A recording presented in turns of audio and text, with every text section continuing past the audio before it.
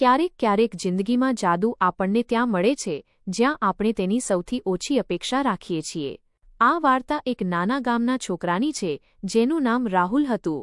બહુ સમય પહેલાની વાત છે। ગુજરાતના પાટણ નામના ગામમાં રાહુલ નામનો એક છોકરો રહેતો હતો। તે ગરીબ હતો પણ દિલનો ખૂબ સારો અને મહેનતુ હતો। તેના માતા પિતા ખેડૂત હતા અને રાહુલ પણ ખેતરોમાં તેમની મદદ કરતો હતો। રાહુલને વાર્તાઓ સાંભળવી ખૂબ ગમતી હતી, ખાસ કરીને જાદુ, ખજાના અને વીરતાથી ભરેલી વાર્તાઓ। દરેક રાત્રે તે પોતાની દાદી પાસેથી નવી વાર્તા સાંભળતો અને સપનાઓમાં ખોવાઈ જતો। એક દિવસ ગામમાં એક વૃદ્ધ સાધુ આવ્યા। તે થાકેલા હતા અને લોકો પાસે પાણી માંગી રહ્યા હતા, પણ કોઈએ તેમની મદદ ન કરી। રાહુલ દોડીને પોતાના ઘરે ગયો, પાણી અને થોડું ખાવાનું લાવ્યો અને સાધુને આપ્યું। સાધુ હસ્યા અને બોલ્યા, તું બહુ સારો છોકરો છે, બદલામાં હું તને એક રહસ્ય કહું છું। રાહુલ ચોંકી ગયો। ગામની ઉત્તર દિશામાં 7 કિલોમીટર દૂર એક ટેકરી છે।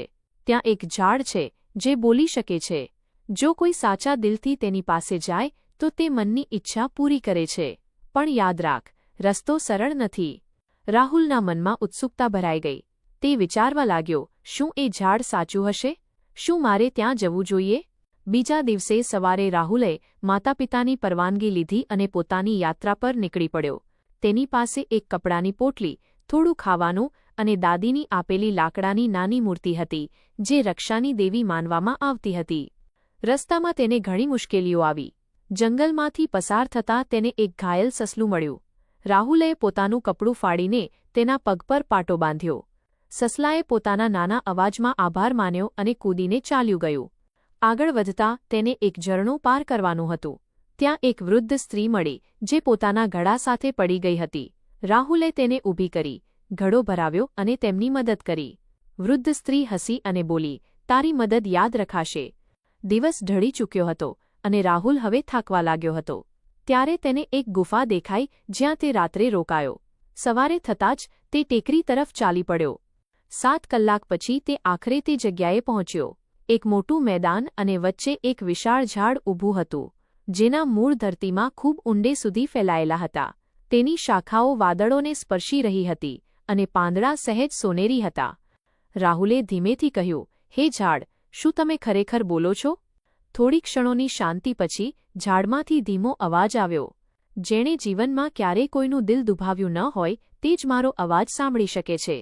તું તે જ છે, રાહુલ। રાહુલ આશ્ચર્યચકિત થઈ ગયો। ઝાડે કહ્યું, તું 3 ઈચ્છાઓ માંગી શકે છે, પણ વિચારીને। રાહુલે વિચાર્યું અને પછી કહ્યું, હું ઈચ્છું છું કે મારા માતા પિતાની મહેનત સફળ થાય અને તેમને ક્યારેય ભૂખ્યા સૂવું ન પડે। હું ઈચ્છું છું કે મારા ગામમાં કોઈ ગરીબ ન રહે। હું ઈચ્છું છું કે દરેકને સાચી દોસ્તી અને વિશ્વાસ મળે। ઝાડ હસ્યું અને તેની બધી ઈચ્છાઓ પૂરી કરી દીધી। આકાશમાંથી હળવો પ્રકાશ નીચે આવ્યો અને રાહુલ બેહોશ થઈ ગયો। ધીમે ધીમે રાહુલે આંખો ખોલી। તેણે પોતાને ગામની બહાર એક નિર્જન રસ્તાના કિનારે સૂતેલો જોયો। આસપાસ હરિયાળી હતી, દૂરથી પક્ષીઓનો કલરવ સંભળાઈ રહ્યો હતો। રાહુલ પોતાના ગામ તરફ ચાલવા લાગ્યો। ગામમાં પગ મૂકતા જ તેણે જોયું કે ચારે બાજુ ઉત્સવનો માહોલ હતો। સૌથી મોટો જાદુ છે। આ મારું 500 પાટણ, હા।